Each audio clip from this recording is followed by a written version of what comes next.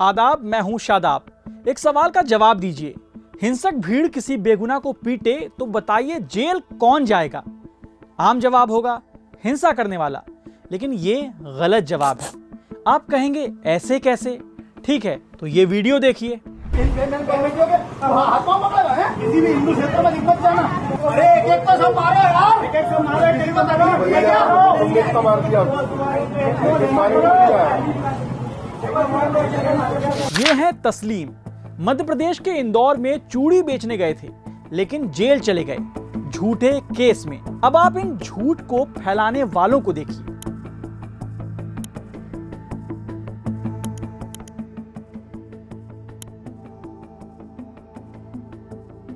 अब 3.5 साल बाद अदालत ने बरी कर दिया है तस्लीम को, क्योंकि सभी आरोप झूठे थे।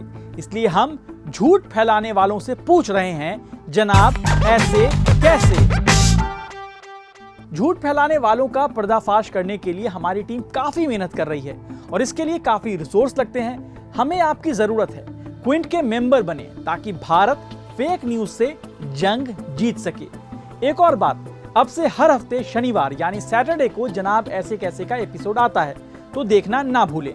इस वीडियो में हम आपको एक पैटर्न दिखाते हैं, कैसे झूठे आरोप, हिंसक भीड़, पुलिस की लापरवाही और पक्षपात लोगों की जिंदगी या तो जेल या अदालत में बर्बाद कर रही है। पहले तस्लीम की कहानी सुनाते हैं। साल 2021 में इंदौर में तस्लीम चूड़ी बेचने गया था। तब वहां कुछ हिंदूवादी संगठन के लोगों ने तस्लीम के साथ मारपीट की धमकी दी गई कि चूड़ी बेचने हिंदुओं के इलाके में ना आए। लात, घूंसे, थप्पड़ मारे। फर्जी आधार कार्ड और नाम बदलकर हिंदू मोहल्ले में हिंदू लड़कियों को फंसाने का आरोप लगा। वीडियो बनाए गए, आसपास के लोगों को भी पीटने के लिए उकसाया गया। लेकिन कहानी सिर्फ इतनी नहीं थी। तस्लीम की पिटाई का वीडियो इंदौर की पुलिस ने भी देखा। जिस बाणगंगा थाना इलाके में ये सब हुआ, वहां के थाना प्रभारी ने तर्क दिया था कि अभी तक किसी ने शिकायत नहीं की है, इसलिए हमने कार्रवाई नहीं की। फिर जब तस्लीम शिकायत करने खुद थाने पहुंचा तो पुलिस ने 14 धाराओं के तहत पीटने वाले आरोपियों के खिलाफ मामला दर्ज कर लिया। लेकिन यहां कहानी में ट्विस्ट आ गया। अब तक कहीं भी महिला या बच्ची के साथ छेड़छाड़ के आरोप नहीं थे, लेकिन तस्लीम की शिकायत के बाद उस पर उल्टा केस कर दिया गया। तस्लीम पर पॉक्सो एक्ट समेत 9 गंभीर धाराओं में केस दर्ज किया गया। तस्लीम पर आईपीसी की धारा 354 मतलब महिला की गरिमा को ठेस पहुंचाना, 354A यानी यौन उत्पीड़न, 467 जालसाजी, 468, 471, 420 धोखाधड़ी, 506 आपराधिक धमकी और पॉक्सो एक्ट की धारा 7 और 8 यानी यौन उत्पीड़न के तहत आरोप लगाए गए। तस्लीम को 4 महीने जेल में रहना पड़ा। 3.5 साल अदालत में अपनी इज्जत और इंसाफ के लिए लड़ना पड़ा। तब जाकर उसे अदालत ने दोष मुक्त करार दिया।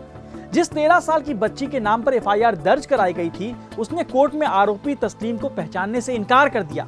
उसने इस सवाल से भी इनकार कर दिया कि आरोपी उसके पास चूड़ी बेचने आया था। मतलब ये सब कुछ एक साजिश थी। तस्लीम पर 2 आधार कार्ड रख गुमराह करने और अपनी पहचान छिपाने का भी आरोप लगा। लेकिन कोर्ट में यह भी साबित नहीं हुआ कि उसने किसी को धोखा देने के मकसद से आधार कार्ड में नाम सही कराए थे। तब के कुछ बयान सुनवाता हूं, कैसे कुछ नेता और कथित पत्रकार मुसलमान का नाम सुनते ही आतंकी और पाकिस्तान का कनेक्शन जोड़ने लगते हैं। हिंदू नाम रखा हुआ था, जबकि वो कुछ था दूसरे समुदाय से। ये सॉफ्ट आतंकवाद है।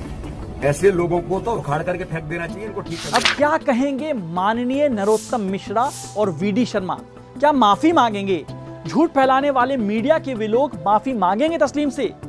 पिटाई से लेकर मानसिक पीड़ा, बदनामी, जेल, तस्लीम ने ये सब झेला, लेकिन फिर भी वो क्या कह रहा है आप खुद सुनिए। गंगा जमनी तहजीब बनी है, बनी रहे। हम किसी को न गलत कहते न किसी को गलत कहें। धर्म के आधार पर झूठे केस का एक और मामला देखिए।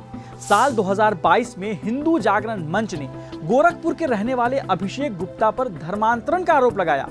हिमांशु पटेल ने दावा किया कि अभिषेक गुप्ता अपने 8 लोगों की टीम के साथ लोगों को ईसाई धर्म अपनाने के लिए लालच दे रहे थे। फिर क्या था, धर्म परिवर्तन का नाम सुनते ही पुलिस एक्टिव। 30 मई 2022 को अभिषेक गुप्ता को नामजद बनाते हुए 8 लोगों के खिलाफ यूपी गैर कानूनी धर्म परिवर्तन प्रतिशोध अधिनियम 2021 की धारा 3 और 5 के तहत मामला दर्ज किया गया। अभिषेक 2007 से रोहिलखंड मेडिकल कॉलेज में एमआरआई और सीटी स्कैन टेक्नीशियन थे, लेकिन एफआईआर दर्ज होने के 24 घंटे के अंदर ही उन्हें नौकरी छोड़ने और अपना मकान खाली करने का आदेश मिल गया। 6 अक्टूबर 2022 को अभिषेक की गिरफ्तारी हुई और उन्हें 40 दिन बरेली जेल में गुजारने पड़े। ईएमआई का बोझ था, फिर नौकरी छूटी, जान का खतरा था, भीड़ कब उन पर हमला कर दे। अब पुलिस के कामकाज पर अदालत ने भी सवाल उठाए हैं। अदालत ने दोनों को दोष मुक्त करार दिया है, यानी बरी। मामले में दोनों को झूठा फंसाने के लिए पुलिस कर्मियों, शिकायतकर्ता और गवाहों के खिलाफ कानूनी कार्रवाई का आदेश दिया गया है। आप एक और मामला देखिए। एक मोहद गांव है। 18 जून 2017 को चैंपियंस ट्रॉफी के फाइनल में लंदन में पाकिस्तान की क्रिकेट टीम ने भारत की टीम को 180 रनों से हरा दिया था। इस मैच के बाद मोहद कस्बे के मुस्लिम लोगों पर पाकिस्तान की जीत का जश्न मनाने, मिठाई बांटने और पाकिस्तान जिंदाबाद का नारा लगाने का आरोप लगा। तनावपूर्ण स्थिति का हवाला देकर पुलिस ने 17 लोगों के खिलाफ मामला दर्ज किया। पुलिस ने आरोपियों पर आईपीसी की धारा 124A यानी देशद्रोह और 120B यानी आपराधिक षड्यंत्र के तहत मामला दर्ज किया। बाद में राजद्रोह की धारा को हटा दिया गया और 2 समूह के बीच दुश्मनी को बढ़ावा देने की धारा जोड़ दी गई। 6 साल बाद मध्य प्रदेश की एक अदालत ने पाया कि यह मामला मनगढ़ंत था, क्योंकि शिकायतकर्ता और सरकारी गवाहों ने माना कि पुलिस ने उन्हें झूठे बयान देने के लिए मजबूर किया। यही नहीं, इन लोगों ने आरोप लगाया कि पुलिस हिरासत में उन्हें पीटा गया और अपशब्द कहे गए। सभी 17 आरोपियों को अदालत ने बरी कर दिया है।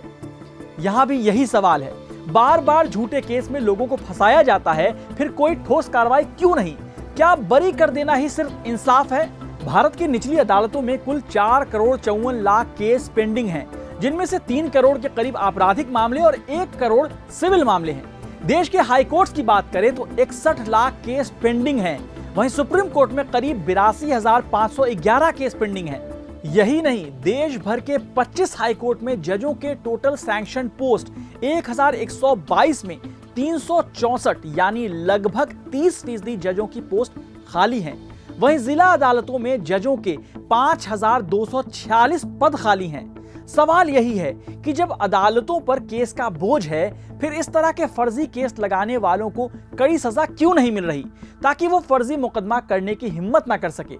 नहीं तो देश पूछेगा, जनाब ऐसे कैसे?